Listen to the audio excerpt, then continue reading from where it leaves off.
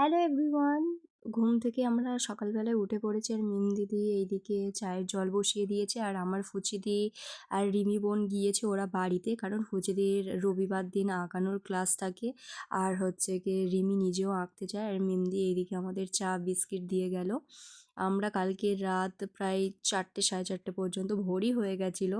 আমরা টিভি দেখছিলাম, ঘুম থেকে উঠেওছি 10টা সাড়ে 10টার দিকে। তো মেমদি আগে বলল যে চাটা খেয়ে নে, তারপরে যা কাজ বাজ হওয়ার হবে, কারণ রিজুর আজকের বার্থডে 1 ফেব্রুয়ারি।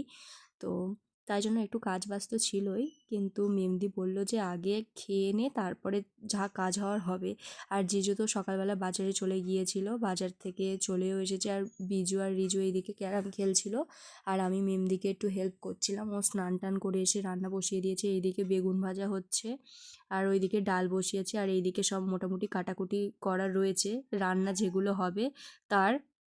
আর এই যে দুপুরবেলায় রিমি আর ফুচি দিয়ে আসছে, ওরা আসছিলো দেখে আমরা ভিডিও করছিলাম ওপর থেকে।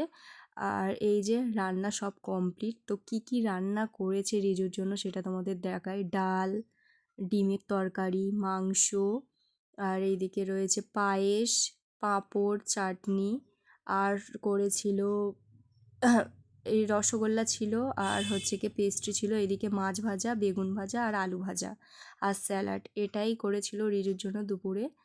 তো সবাই খাওয়া দাওয়া করে নিই, চলো। খাওয়া দাওয়া করে নিয়ে আমরা বাড়ি আসার ছিল, আমরা তাড়াতাড়ি রেডি হয়ে বাড়িতে চলে এসেছিলাম।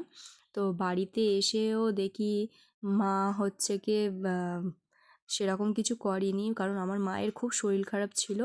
আমার মা রান্না করেছিল শুধু পায়েস, আর বিরিয়ানিটা আমার ঠাকুমা কিনে নিয়ে এসেছিলো। তো এই ছিল রিজুর বার্থডের ভিডিও। তো কেমন লাগলো ভিডিওটা অবশ্যই কমেন্ট করে জানাবে।